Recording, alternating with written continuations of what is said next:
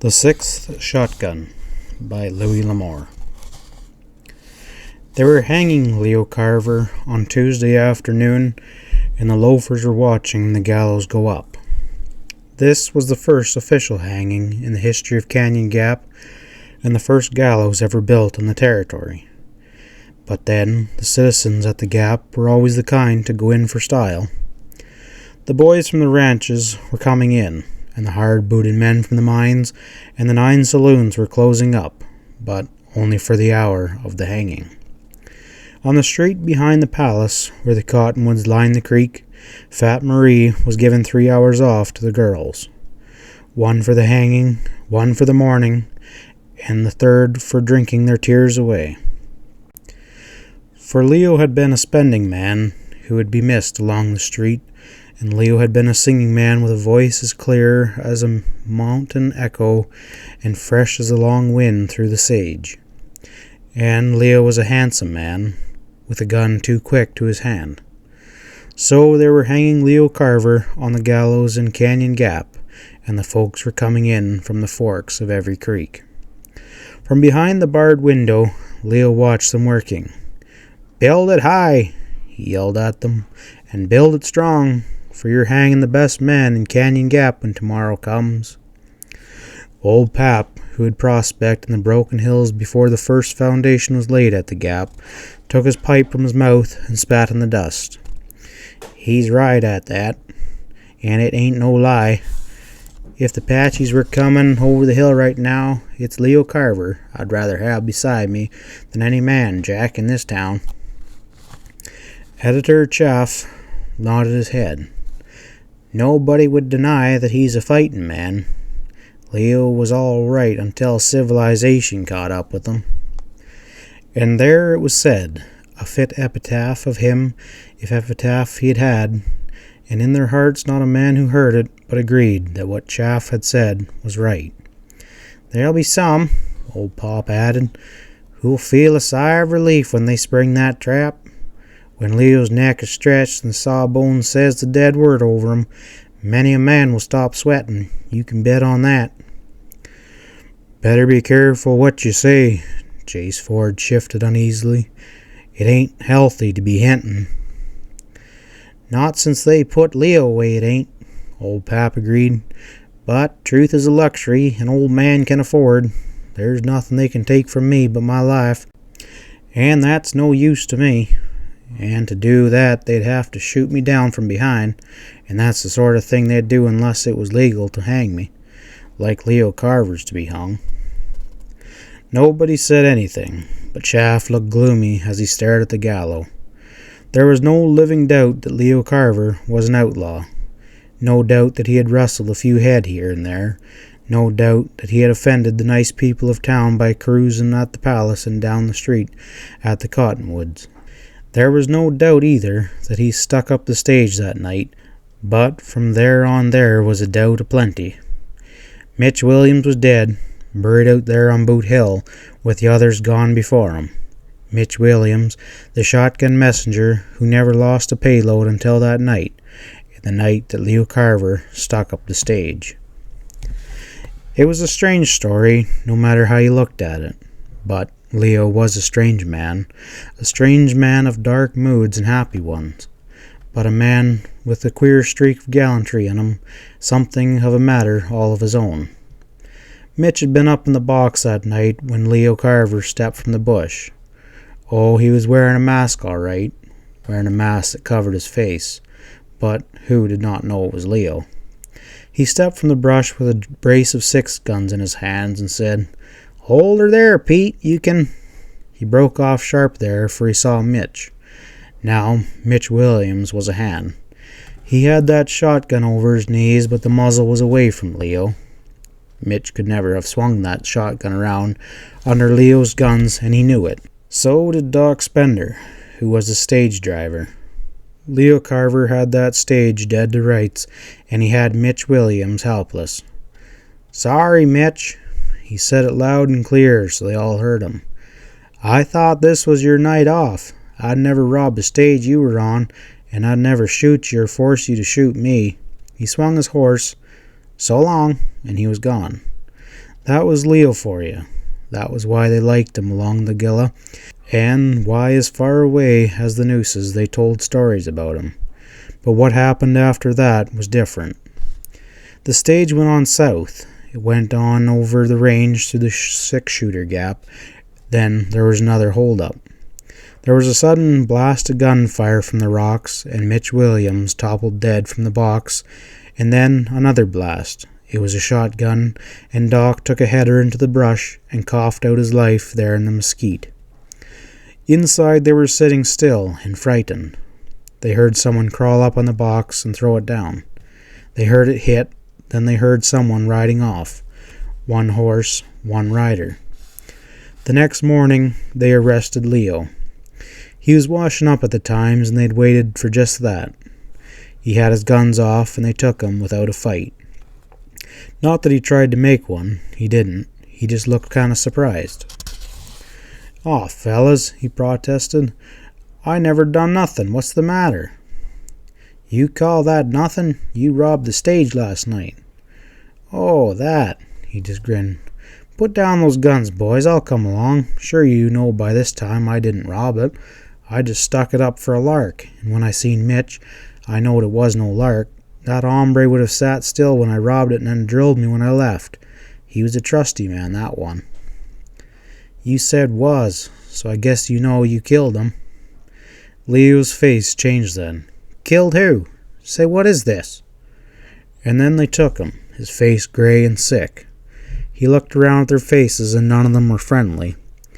Mitch had been a family man, and so had Doc, and both of them were well liked.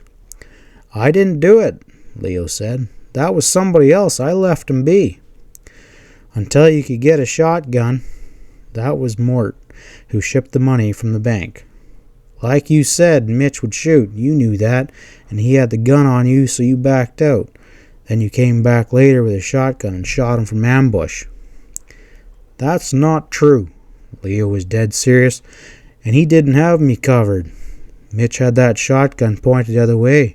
I had the drop, and if I had been planned to kill him, I'd have shot him then." "Oh, they had a trial. Judge come over from Tucson to hold court. They had a trial, and a big one. Folks came from all over, and they made a big thing of it. Not that there was much anybody could say for Leo. Funny thing, that is. Most of us, right down inside, we knowed the kind of man Leo Carver was, but most of what we knew wasn't evidence. Ever stop to think how hard it is to know a man isn't a murderer, yet know that your feeling he ain't evidence? They made it sound bad. Leo admitted he'd killed 7 men, stand-up fair fights, but still the men were dead by his gun. He admitted to rustling a few cows. Leo could have denied it, and maybe they couldn't have proved it in a court of law, but Leo wasn't used to the ways of court, and he'd knowed darn well we all knew he had rustled them cows. Fact is, I don't think he ever thought of denying it. He had stuck up a few stages too. He even admitted to that. But he denied killing Mitch Williams and denied getting that box.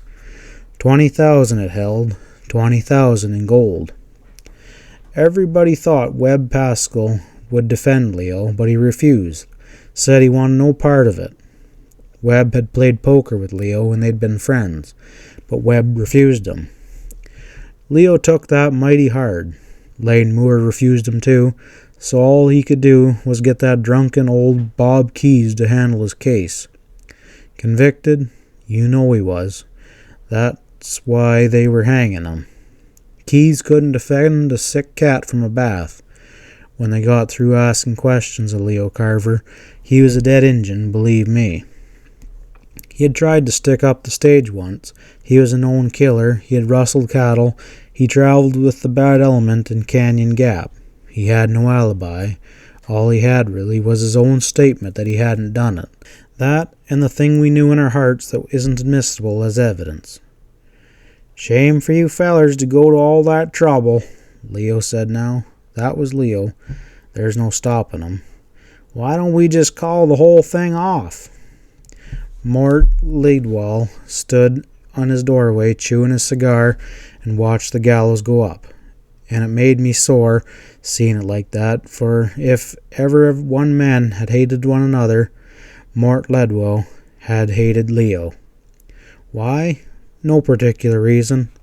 Personality, I'd guess you'd say. It was simply that they never tied up right. Mort, he pinched every dime he had. Leo spent his or gave it away. Mort went to church regular and was a rising young businessman. He was the town's banker, and he owned the express company, and he had just bought one of the finest ranches in the country. Leo never kept any money. He was a cattleman when he wanted to be, and as steady a hand you'd ever find when he worked. One time he saved the KY herd almost single-handedly when they were caught in a northerner. He took on the job of ramroding the widow Ferguson ranch after her old man was killed, and he tinkered and slaved and worked, doing the job of a half-dozen hands until she had something she could see for money enough to keep her. Leo never kept a dime. He ate it up, drank it up, and gave it away. The rest of the time he sat under the cottonwoods and played the old guitar of his and sang songs, old songs like my mother used to sing, old Scotch, Irish, and English songs, and some he made up as he went along. He got into fights too. He whipped the 3 Taylor boys single-handedly one day. I remember that most particular because I was there. That was the day he got the blood on Ruth Hadley's handkerchief. The Hadlins were the town society. Every town's got some society, and Judge Emery Hadley was the big man of town. He had money, all right, but he had a name too. Even in the West, some folks set store by a name, and whenever a judge said his name, it was like ringing a big bell gong. It had a sound. Maybe that was all some names had, but this one had more. Honor, reputation, square dealing, and no breath of a scandal ever to touch one of them.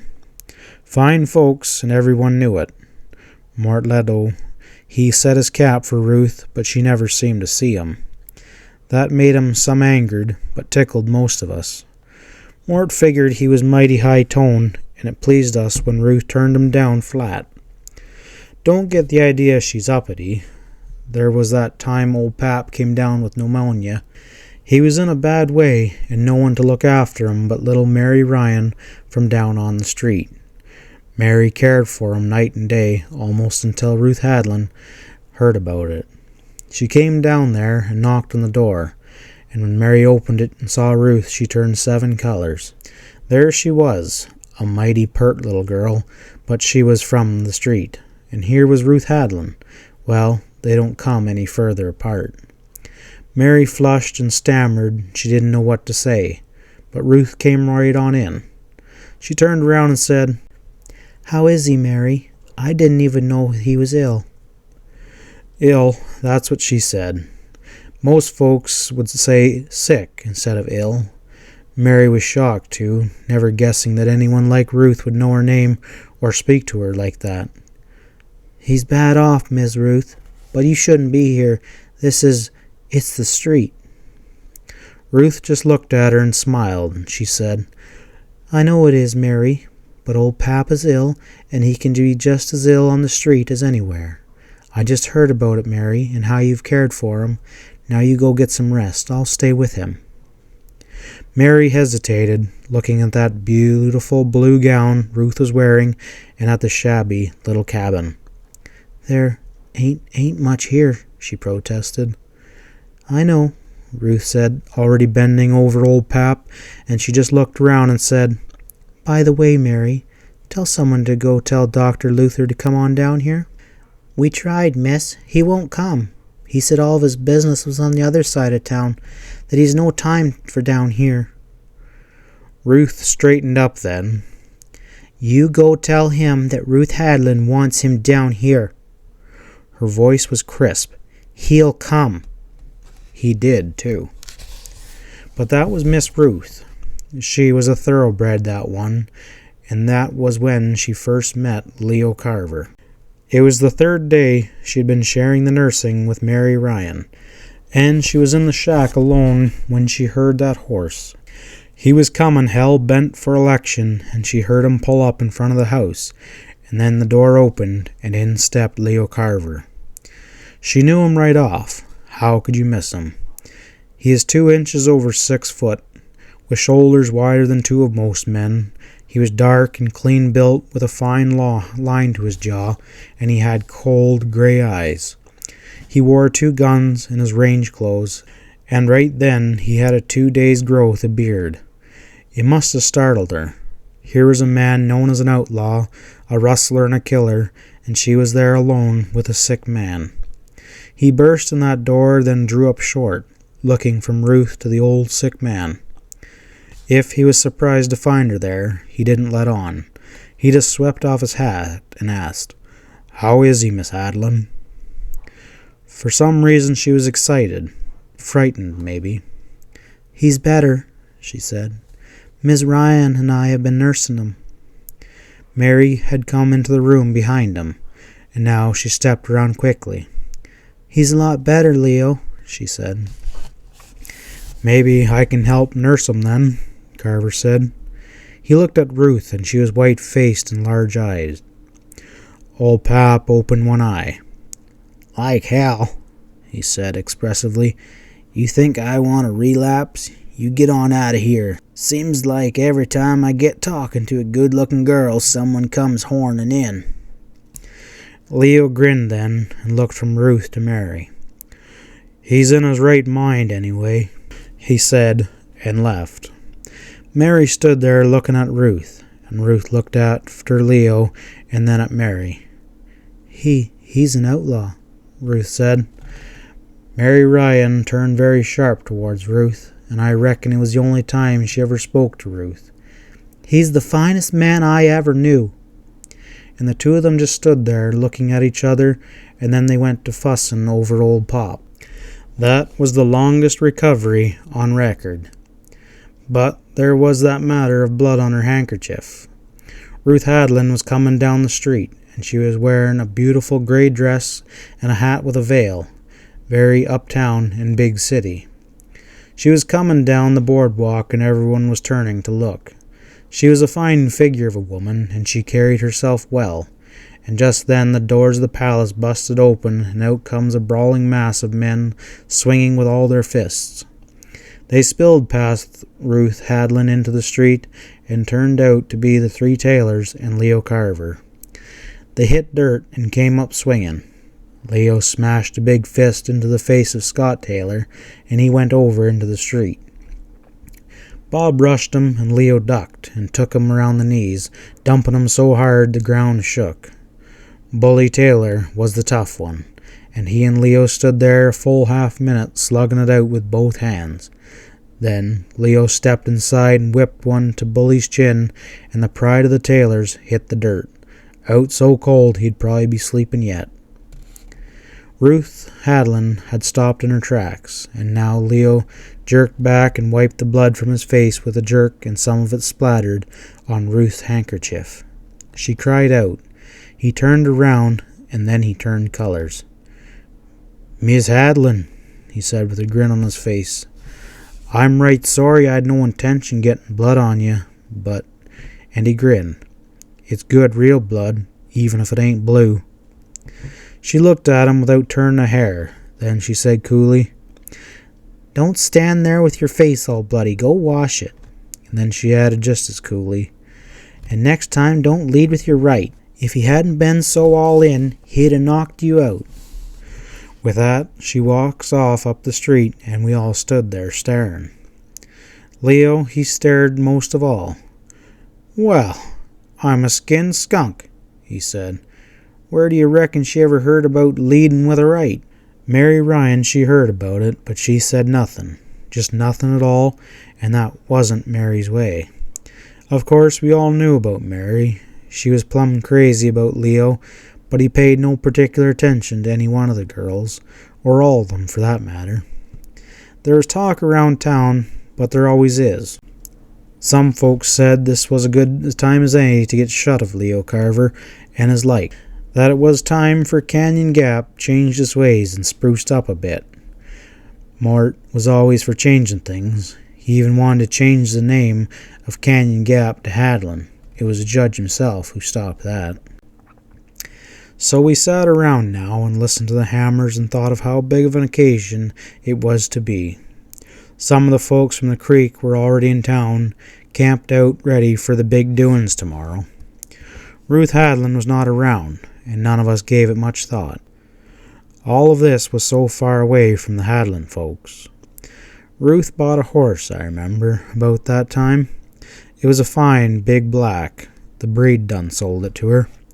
Funny thing, come to think of it, because I had heard him turn down $500 for that horse, and that was in a country where you could get a good horse for $20.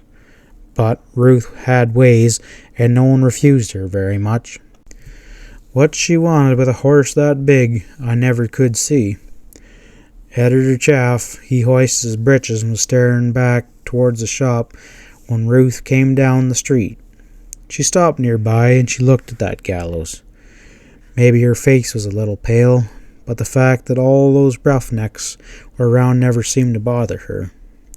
"Tom," she said right off, "what do you believe Leo Carver did with that money?" Chafe rubbed his jaw. "You know, I've studied on that. I can't rightly say." "What has he always done with it before?" "Why, he spent it, just as fast as he could. I wonder why he didn't use it to hire a better lawyer. He could have had a man from El Paso for that, or for much less. A good lawyer might have freed him." I wondered about that. Chaff looked a little anxiously at Mort. Mort was a power in town, and he disliked Carver and made no secret of it. Mort was looking that way, and now he started over. "Doesn't really matter now, does it?" Mort came up and looked from one to the other. Then he smiled at Ruth. "Rather noisy, isn't it, Ruth? Would you like me to escort you home?" "Why, thank you," she said sweetly, "but I think I'll stay. I've never seen a gallows before. Have you, Mort?" "Me?" He looked startled. "Oh, yes, in several places." She stood there for a few minutes watching the carpenter's work. "Well," Ruth said slowly, "it's too bad, but I'm glad no local people lost anything in that hold-up." We all looked at her, but she was watching the gallows, an innocent smile on her lips. Editor Chaff cleared his throat. "I guess you weren't told, Miss Haddon. The fact is, that money belonged to Mort here." She smiled brilliantly. Women are strange folks. "Oh, Tom, you've been misinformed. As a matter of fact, that money was a payment on Mort's ranch, and when he co-signed it for carriage, it became the property of the former owner of the ranch. That was the agreement, wasn't it, Mort?" For some reason, it made Mort mad, but he nodded. "That's right." Ruth nodded too. "Yeah, Mort was telling me about it. He's very far-sighted, I think. Isn't that wonderful, Tom? Just think how awful it would have been if he paid that whole $20,000, then lost it and had to repay it over. My, it would take a wealthy man to do that, wouldn't it now?" Editor Chaff was looking thoughtfully all of a sudden, and old Pap had taken the pipe from his lips and was staring at Ruth. Mort, he looked mad as a horny toad, though for the life of me I couldn't see why. After all, it had been a smart stunt. "Those awful shotguns." From the way she was talking, you wouldn't believe that girl had a brain in her head. "I don't believe people should be allowed to use them. I wonder where Leo got the one he used." "Claimed he never owned one," Chaff commented slowly. "He probably borrowed it from a friend," Mort said carelessly. "I suppose they're easy to find." "That's just it," Ruth exclaimed. "The man who loaned him that shotgun is just as guilty as he is. I think something should be done about it." "I doubt if anyone loaned him one," Mort said offhand. "He probably stole it." "Oh, no, because if he did, he'd returned it. Everyone in town who owns a shotgun still has it. There's only 6 of them in Canyon Gap. Daddy has 2. Editor Chaff has one. Pap here has an old broken one. And Mitch always carries one." "That's only 5, Pap said softly. "Oh." Ruth put her fingers to her mouth. "How silly of me. I'd forgotten yours, Mort." There was the stillest silence I ever heard, with nobody looking at anyone else. Suddenly Ruth looked at a little watch she had, gasped something about being late, and started off. Editor Chaff began filling his pipe, and old Pap scratched his knee, and all of us just sat there looking a lot dumber than we were.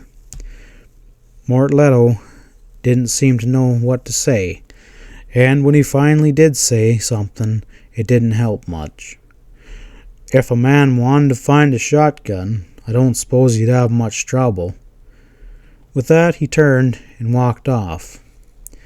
You know what? The sounds of those hammers wasn't a good sound. Editor Tom Chaff scratched his chin with the stem of his pipe. Pete, he says to me, you were supposed to be riding shotgun that night. Whose shotgun would you have used? Mitch always lent me his. I was feeling poorly and Mitch took over for me. Leo, he calls my name when he first rode up, if you recall. That shotgun business was really bothering all of us. Where did Leo get a shotgun? This was pistol and rifle country, and shotguns just weren't plentiful. Ruth Haddon could have narrowed it down even more, because everyone knew that Judge Haddon wouldn't let any one of his guns be touched except by himself. They were expensive, engraved guns, and he kept them locked in a case. Where had Leo picked up a shotgun? What had he done with the money? Editor Chaff looked down at old Pop all of a sudden. Pap, he said, let's walk over to my place. You too, Pete. I want you to look at my shotgun. We looked at that gun, and she was all covered with grease and dust. That shotgun hadn't been fired in 6 months anyway, or for a long time. It certainly hadn't been the gun that killed Mitch or Doc. Just for luck, Chaff said seriously, we better go have a look at Judge's guns. Behind us we could hear those hammers a-pounding, and we could hear O'Brien rehearsing his German band. From where we walked we could see 6 or 7 wagons coming down the road, all heading into Canyon Gap for the hanging. Certain things happened that I didn't hear until later. I didn't hear about Ruth Haddon, all pretty as ever a picture could be, walked into that jail to see Leo Carver. When she got into the office, the sheriff was standing there looking down at the cake on his desk. That cake had been cut, and it was some broken up because he had taken 2 files from it. Mary Ryan was standing by his side. Sheriff Jones looked mighty serious. Mary, this here's a criminal offense, helping a man to break jail. Now where are those other 2 files? No use stalling. I know you bought 4 of them. You're so smart. You find 'em. She tossed her head at him and gave him a flash of those saucy eyes of hers. Sheriff Jones leaned over the table. Now look, Mary, I don't want to make trouble for you, but we just can't have no prison break. Why, think of all those folks coming for miles to see you hanging. They'll be mad enough to string me up. Why not? She said short-like. He's no more guilty than you are. Jones started to protest again, and then he looked up and saw Ruth Haddon standing there in the door. Her face was cool as she could make it, and mister, that was cold. In one hand she held Leo's guitar. The sheriff straightened up, mighty flustered. Here he was, talking confidential-like with a girl from the street. Suppose that got around to the good folks of the town. Be as much as his job was worth, an election was coming up too. He flushed and stammered. This here young lady, he sputtered. She was trying to smuggle files to the prisoner. Ruth Haddon interrupted, her eyes cold and queen-like on the sheriff. I can assure you, Sheriff Jones, that I am not at all interested in your relations with this young lady, nor in the subject of your conversation. I just brought this guitar to the prisoner. I understand he enjoys singing, and we think it cruel and inhumane that he be forced to listen to that banging and hammering while they build a gallows in which to hang him. It's cruel torture. Jones was embarrassed. He don't mind, ma'am, he protested. Leo, he's... "May I take this instrument to him, Sheriff Jones?" Her voice was cold. "Or do you want to examine me? Do you think I might be smuggling files too?" Sheriff Jones was embarrassed. The very idea of laying a hand on Ruth Haddon, the daughter of old Judge Emery Haddon, gave him cold shivers. "No, ma'am, of course not." He gestured towards the cells. "Just you give it to him, ma'am. I'm sorry, "Thank you, Sheriff." Ruth swept by him and up to the cell. "Young man," her voice was clear, "I understand that you play guitar, so I brought you this one. I hope that music that you get out of it will make your heart free." Leo looked startled, and then he took the guitar through the bars. "Thank you, Miss Haddon," he said politely. "I wish—" He broke off, his face a little flush. "I wish you didn't have to see me in here. You see, I didn't. I never killed those men. I'd like you to believe that." "What I believe," Ruth said sweetly, "is of no importance. The music from this guitar will be pleasant for you, if played in private." She turned abruptly and walked out, and she went by Sheriff Jones like a pay car past a tramp. Mary told it afterwards, and Mary said that Leo plucked a string on that guitar, then he looked at it, funny-like. "It sure didn't sound right," Mary said. "I shouldn't wonder." That was late Monday afternoon. By sundown there would be maybe 200 people camped around town waiting for the big hanging next afternoon. Old Pap, he wasn't around, nor was Editor Chaff. Somebody said that when they left the judge's house, the judge himself was riding with them. When I next come across old Pap, he was standing on the corner looking at that gallows. That was near the jail, and from the corner Leo could see us. "Folks be mighty upset if they miss their hanging, Pap," Leo said. "They won't." Pap was mighty short and gruff. "They'll get their hanging, and don't you forget it." That gallows looked mighty ghostly standing there in the twilight, and it didn't make me feel no better. Leo, well, he always seemed a nice right fella. Of course, he had rustled a few head, but I wouldn't take to no oath I hadn't, nor old Pop, nor most of us. Leo, he was just a young hellion, that's all. Even when he stuck up with those stages, he done it just for drinking money. Not that I'm saying it's right, because I know it ain't, but them days and times, folks excused a lot of a young man who was full of ginger, long as he didn't hurt nobody and was man enough. Especially a Leo sort. If you was in trouble, you just let him know. Come prairie fire, flood, stampede, or whatever, Leo was your man. No hour was too late, no job too miserable for him to lend a hand, and never take a dime for it.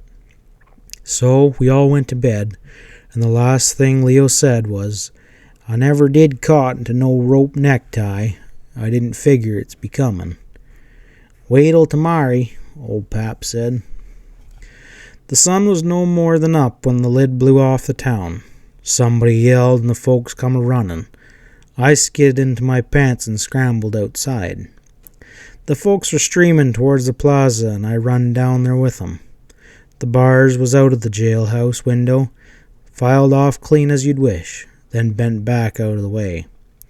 Tied to one of them was a sheet of paper. It was a note. "Sorry I couldn't wait, but I didn't think you folks wanted me hanging around here anyway." Mary Ryan was there by the jail.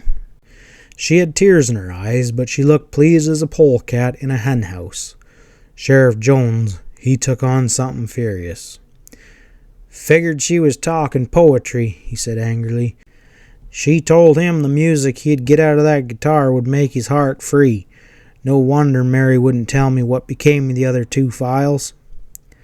One big bearded man with cold eyes stared at the sheriff with a speculative eye. "What about the hanging?" he demanded. "We drove 50 miles to see a hanging." Editor Tom Chafe, Judge Emery Haddon, and old Pap came up around them. They looked across the little circle at Jones. "Ruth figured it out right," the judge said. "Only 6 shotguns in town, my 2 shotguns, and by the dust on the cases you can see they'd not been disturbed, Ed Chaff's, which had not been cleaned in months. Old Paps was broke, and Mitch had his with him. That leaves just one more shotgun. Everyone just stood there, taking in all and doing some figuring. Suppose that $20,000 never left the bank, or suppose it did leave and it was recovered by the man sending it. His debt would be paid and he would still have the money, and a young scrap like Leo Carver would be to blame it all on. Of course, Leo was gone. Some folks said he rode that big black Ruth hadn't bought. What happened to that horse we never knew, because Ruth was gone too, and her gray mare. The trail headed west, the trail they left, and somebody living on the edge of town swore he heard two voices singing something about being bound for California. We figured the judge was about to burst a gasket, but he was the most surprising man. Something was said about it by someone, and all he did was smile a little. Many a thoroughbred was a frisky colt. Once they get the bridle on 'em, they straighten out. As far as that goes, every blue-blooded family could use a little red blood. So, everyone was happy. We celebrated mighty big. I reckon the biggest in the history of Canyon Gap. Old Brian's German band played, and everyone had plenty to eat and drink. The folks that came from the hanging weren't disappointed either. They got what they wanted. They got their hanging all right. Well, maybe it wasn't a legal hanging, but it was sure satisfactory. We hung Mort. Well, ladies and gentlemen, that wraps up another exciting tale by Louis L'Amour. If you would like to help me out, two things you can do for me. Both of them are free and don't cost you a dime. Down in the corner, there's a thumbs up button. Give that a smack. And if you want to leave a comment down below, you can be about anything you want. That'll help me, and all that does is it goes into YouTube's fancy little computer thingamabobber, and it spits out a recommendation to other people that are like you and I, that like these kind of stories, and more exposure. So anyways, thanks again, ladies and gentlemen. We'll catch you on the next book, and we'll see you then.